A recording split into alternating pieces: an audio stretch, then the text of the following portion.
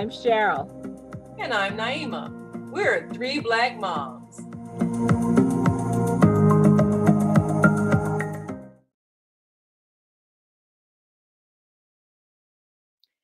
Parents of older kids, and I'm talking teenagers. Does your child know how to write a check? Do they know how to vote? Some of these things we used to learn in school, and some of us didn't. Just like cursive, a lot of things that used to be taught in schools are no longer being taught. Now, when my daughter was in high school, I don't think she learned a lot about check writing or balancing a checkbook, but they did register them to vote. Now, with everybody focusing on test scores and, different other ways of getting ahead to get to college, but not necessarily teaching you life skills, I think that we need to start reassessing what life skills our kids actually need. Because one of the things that they're not teaching anymore is cursive. And a lot of people say, well, yeah, everybody types, everything is going to be electronic. But let me tell you, when you have to write a check, and sometimes you do have to write a check, you can't print your signature. When you buy a house, when you sign a lease, you can't print your signature. If you don't write in cursive, you do not have a legal signature. Writing as printing is just as good as just marking your signature with an X, like you did when you back then when our ancestors were illiterate because it was illegal to teach them how to read and write. So cursive writing is just one of the things that's just starting to go away. Another thing that, if it ever was, is driver's ed. Now that's become privatized, which is something that we used to learn in high school.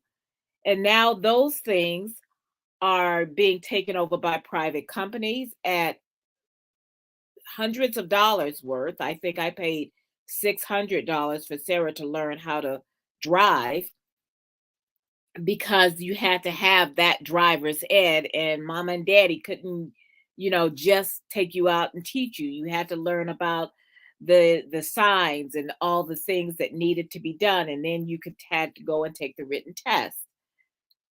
So, sisters, Barbara, did you teach your kids? Did you teach your kids how to write a check? To answer your question, we had our kids be invested in taking a financial peace course with Dave Ramsey. Now, I think I talked about this before. It was Yes, on you a have. Saturday. The kids hated having to get up. The class was 12 weeks. They lasted about half that time, but at some point, they all learned some good financial skills. But I would like to also remark upon some astonishing facts that I learned and many of my classmates learned when we went back to Fanger High School for our most recent high school reunion.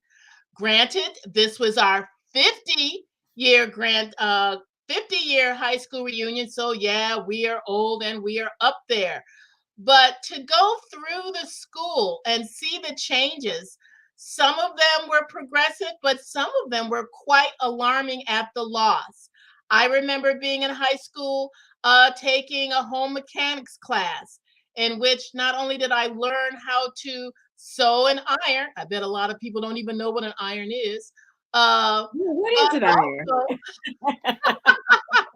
but also in the automotive section of that class, we learned how to change a tire, check your oil, the rudimentary fundamentals of being able to know different signs of your car needing to have work. This was when there used to be a full service gas station and they did everything for you.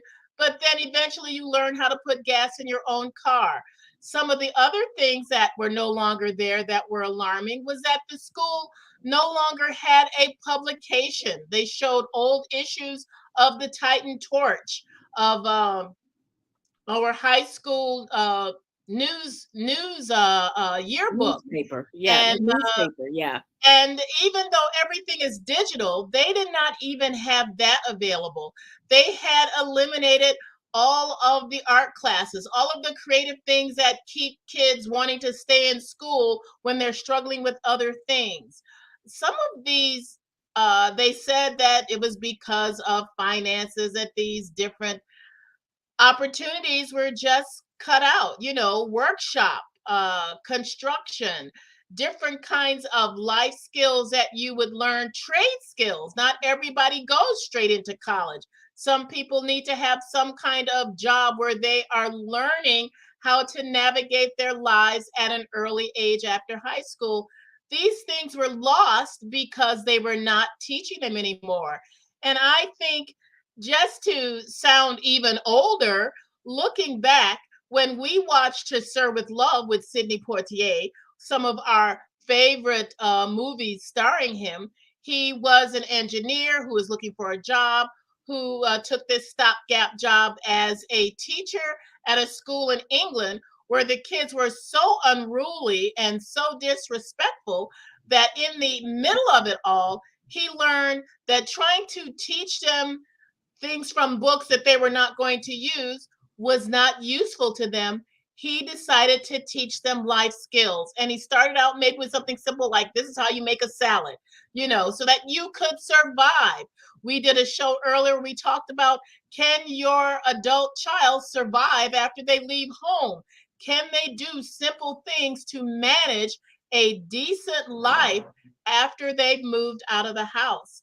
Many of these skills were taught to us in high school in preparation for life outside, away from the home. And today, they're getting rid of so many things that kids are a little bit more lost than they used to be. Well, I know that they tend to be a lot more Tech mentally savvy. fragile. They're tech savvy and mentally more fragile. There's more anxiety. There's more excuse me, really just more depression. There's all these things, but it's interesting because some of the things we don't understand is that back in the day, because you're much older than me, but but back in the day, there were a lot of people who got married right out of high school. Sometimes they had to, and sometimes they just wanted to. Not everybody was expected to go to college. Now, college is so much more expensive. A lot of people can't go to college, even if they do want to, because they're going to end up with, six-figure debt, or maybe they want a stopgap. Maybe they want, maybe they just want a little bit of time to do something like technical school, beauty school, all these things. But when you have a kid that goes to an exam school that's supposed to be top notch, and they don't even know how to sew a button on, because they've never learned how to sew a button on. I mean, granted, Sarah's been doing her own laundry since she was like 10 years old, but a lot of kids go to college, they don't know how to sew on a button. They don't know how to iron. They don't know how to do their own laundry. And some of those things, of course, high school isn't going to teach you. But if you don't know how to even write your name in cursive, and there was someone who recently wrote a column, I don't remember if it was in the Washington Post or one of the other publications, but he was talking about how you don't need it because there's going to be electronic signatures. And at the same time, we're always worried every single day about being hacked.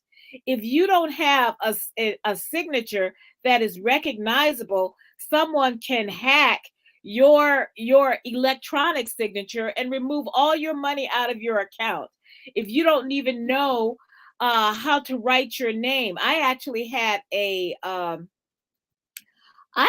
an IRS check stolen from me once when I lived in this apartment, and it had like a just a community mailbox. They just threw all the stuff in, and someone stole my tax return check.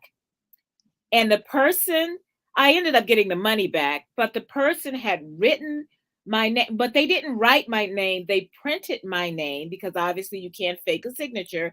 And then they made it payable to someone else who cashed it. So obviously, whoever cashed it was like probably a bank employee who was in on it, because they never ever accepted a check from someone who printed your Printed. name. And so it was obvious someone else was involved in this, that had the power to do that, because it wasn't deposited, it was cashed. And I found out when I hadn't gotten it. But these are the things that will happen if you don't even know how to read or write cursive. Also, someone made the point is that helps with your fine motor skills. But there are so many things. The art, the art classes, music classes, all of these things are part of a developing brain. Language classes, all of these are part of life skills. Learning another language is a life skill. Learning music is a life skill. All of those things are getting shunted aside for test scores, for teaching you how to take a test, because they don't even teach you what should be on the test. Those SAT and ACT prep classes that rich people get to pay for, they teach you how to take a test.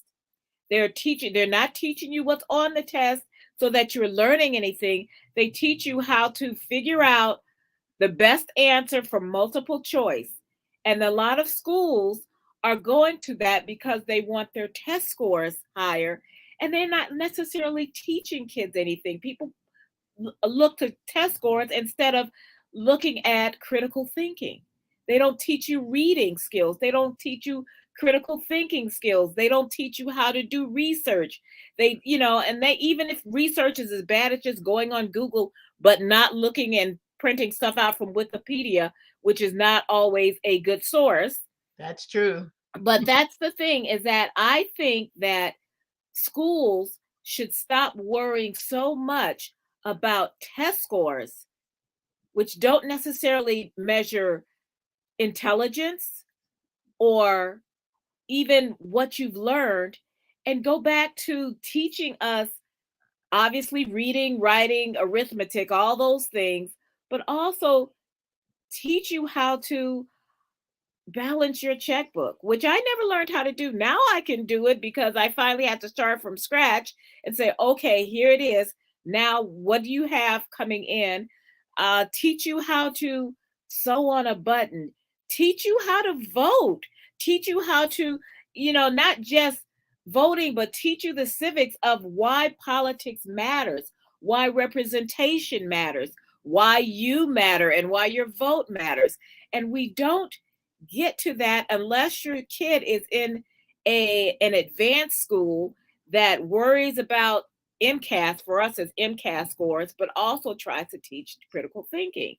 So yes, I think public schools should also be teaching life skills.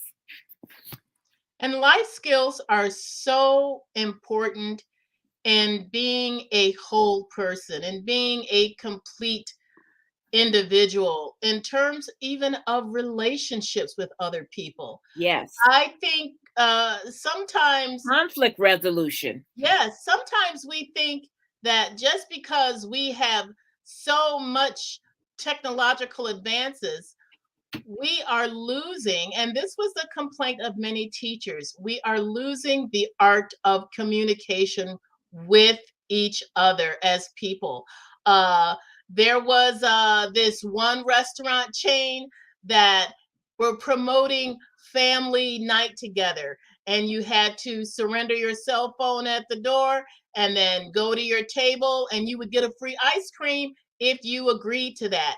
And it kind of fostered this whole thing of interaction with people who came together to eat together, to actually look at each other and have a conversation without everybody's eyes on their phone On and their phone. everybody texting somebody else who is sitting across the table from them, which is you may think that's funny, but people really Nope, do that.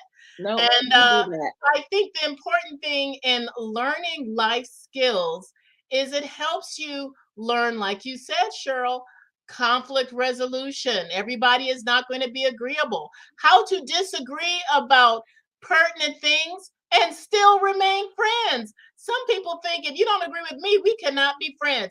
Well, if everybody agreed with everybody, one of us is unnecessary. Well, not only that, conflict resolution is especially important in our community because so many of our kids are going to school where there is a resource officer, we'll call them. They have police officers in the schools. And how many of these Instagram and Facebook posts and other things have we seen of our children, our young people being taken out in handcuffs for sassing the teacher or sassing each other or whatever? But the thing is that teaching how to disagree with being respectful without having to worry about being arrested, because how many times do we talk about this school to prison pipeline that they have in our schools, starting with kids being arrested for having a tantrum when they're 6 years old? Guess what? Little kids get tired and they melt down and they have tantrums. That is not a felony, and it should not be having a police officer come in and take your kid to and put handcuffs on them, traumatizing them, which means that you're already teaching your kids, don't trust the police because the police are not there for you. They are there to hurt you. And these are also life skills that you should be able to teach your kids. We're not saying, okay, we're going to just do all this touchy feely stuff, but yeah, teaching kids how to calm themselves down, teaching kids yoga, teaching kids meditation, instead of timeouts. These are also part of those life skill things that we need to be able to teach our children how to talk to each other, not, how to provide context when you talk to each other, because everybody texts now. And let me tell you something. I don't care how many emojis you use, and I use plenty of them, mostly the laughing, crying thing. But I don't care how many emojis you use. Somebody's going to get their feelings hurt from An texts unkind that text. don't have the context that you need. That maybe you said something and it sounded to the other person like it was sarcastic because that's what they had in their head. And all of these can be gotten away from. You can get away from all that by just teaching people how to write coherent sentences and how to write in context and how to explain themselves and how to debate and how to uh, get through a conflict without being so disagreeable that you all are ready to fight. I mean, and there are all kinds of things. Use and to not think of violence as a solution. We have Or schools. the first solution. Yeah, the first solution. And for every school shooting, you're going to have some idiot, politician who says, well, yeah, we should arm the teachers. Yes, because the answer to gun violence is more guns, Yeah, I because think that that's makes true. more I sense. heard one. If your child accidentally ingests poison, the poison control center is not going to tell you, oh, give them more poison. So That's why are so why are we assuming that, and especially in the generation that is in school now, that has the Generation Z and whatever comes after them, are growing up with lockdown and active shooter skills, but they're not growing up with how to talk to each other and the life skills of how to reflect on what they say before they say it, on how to apologize. That's a life skill, and mean it. Not, I'm sorry you feel that way, because that's not an apology.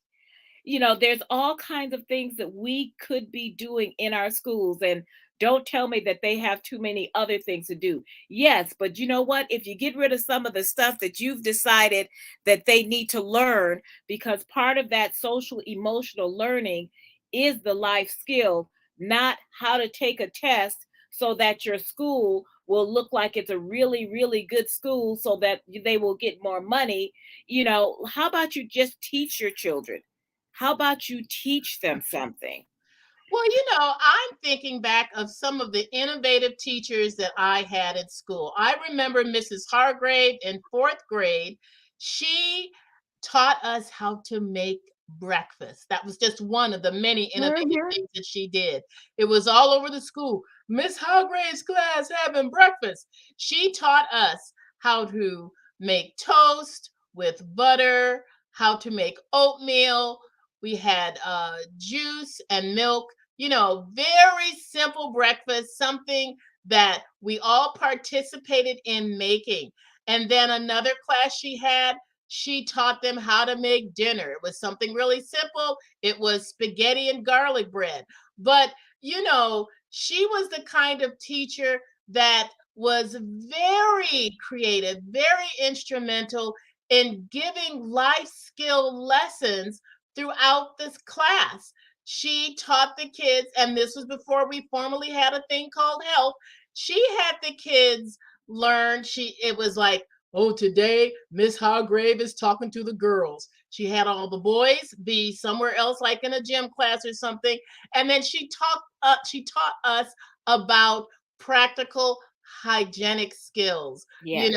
Not just how to take a shower and wash, but how to take care of yourself when your menstrual cycle came on, because we were fourth grade and the kids were not having, monthly cycles yet, but she was in preparation in getting us ready for that.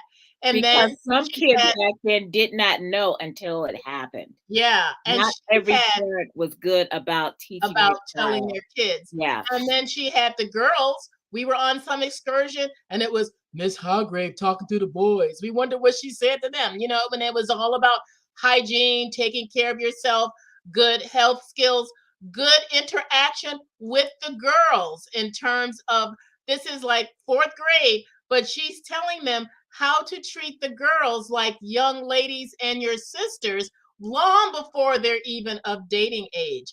And I remember Mrs. Corley, another creative, Love innovative Mrs. teacher. Corley. Yes, Mrs. I had her was too. the best. Yes, And just in terms of teaching us how to interact with each other, she yes. did chorus. She took us out on outings and excursions where we learned things, not just going through museums and looking at stuff, but learning the history behind different civilizations, how they got to those places, how we need to learn the skills that they had to survive in our own time. And there were teachers throughout that, even during the time of them starting to eliminate the best things of school, you still had teachers that use their talents to reach into kids' lives and give them the kind of skills that they would need. Who knows how many of those kids grew up in homes where there was a parent absent or some other incident was going on in which Or maybe there was that food child had to take insecurity. on uh, skills to help the other brothers and sisters survive. Right. Naima, you've joined us. Yes. Yes, yes. Well, I've been listening to what you're saying, and I do agree that a lot of things can be done, but just like you've had teachers that took it upon themselves to teach those things, that's really what it's going to take. Individual It really teachers is. It that really decide to is. make the difference, because it's always a big thing when you ask the school board to do something and they make all this bureaucracy and, oh, well, what about if you get sued? Just like that scene in To Serve with Love when he served the salad. Now I can just imagine if somebody who's not the official cafeteria person decided to do something like that. Can you imagine all of the red Red tape that tape. had to go through all, and all the, if there was any kind of student that got upset or didn't like it or got sick, so they make it complicated when it doesn't have to be, to Yes. just do something helpful. So what I always used to do with my classes, if I taught something, because there are times, and I just made my own curriculum, did what I wanted to do, especially as a substitute, because I mean, what they gonna do to you, right? They need you. Yeah. So, I mean, I would teach about current events. You know, we would talk about life skills and Chicago sound effects, and and you know, a lot of times we would have more interesting classes than what's on the curriculum. But I thought we got a lot out of it because we did talk about Yes. different things that happen, in your household and how you handle emergency situations. Um, we talked about some personal things, but I mean, they weren't on the list of approved on subjects. But I think there were necessary conversations because sometimes I'd have a class and I'd say, well, what do you all want to talk about? And of course, they always say they want to talk about sex because that's what sixth graders do. But you know what? That's okay, because if you can give them the right information, Yeah. then they won't, pick up their information from their friends From their who know friends. nothing, and their friends are all wrong.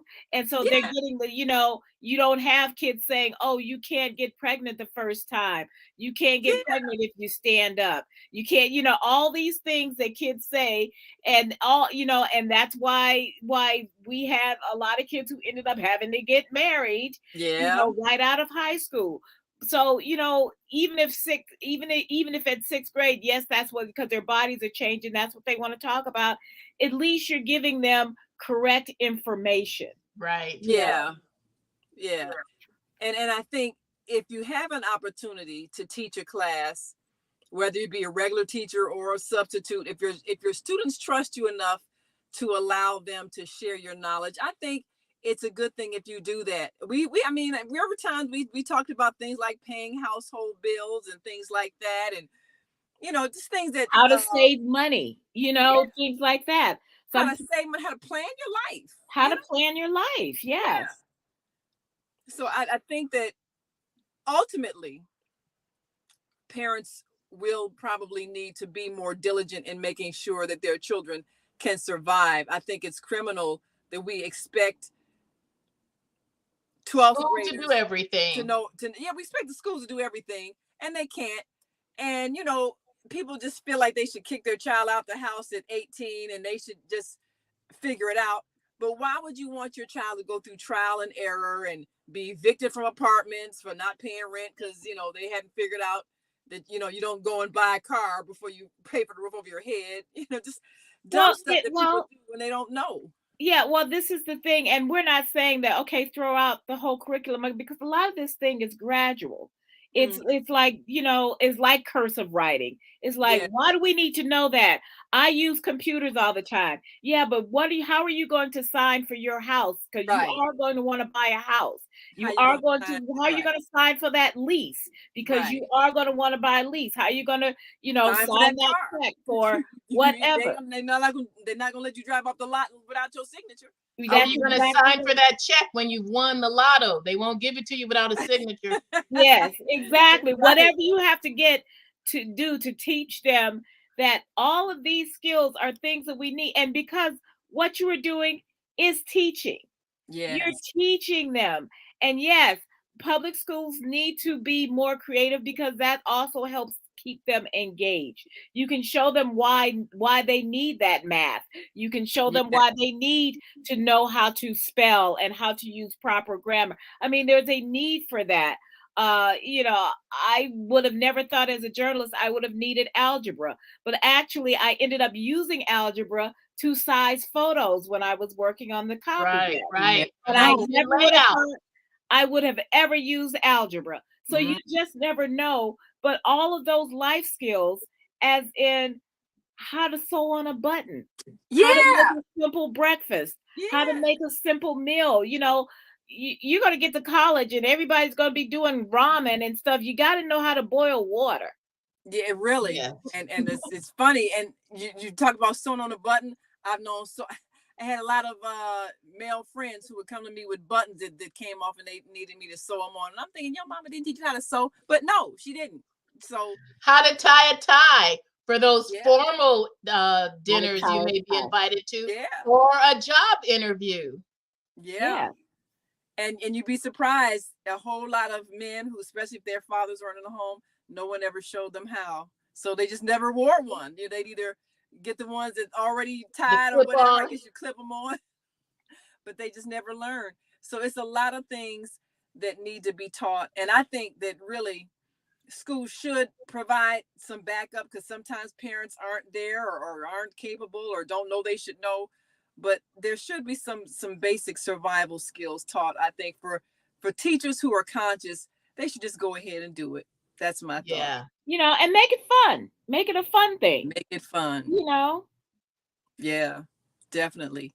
Well, I know we've got to go, and we got the holidays coming up, so we want everybody to make sure that if you don't do anything else, look back on some of the things that we have talked about, especially when it comes to family gatherings and things you might have come up in your household. yes. And ways you can make this year a little bit better and plan for an even better 2023.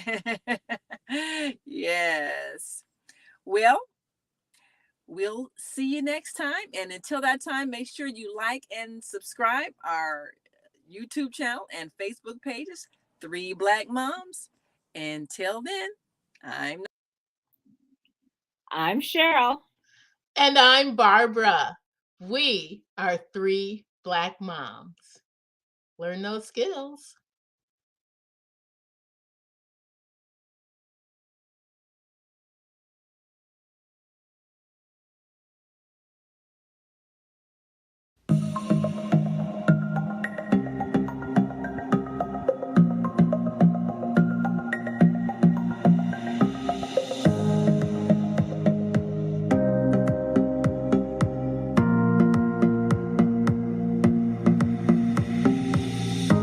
Hi, I'm Barbara. I'm Cheryl. And I'm Naima. We're 3 Black Moms.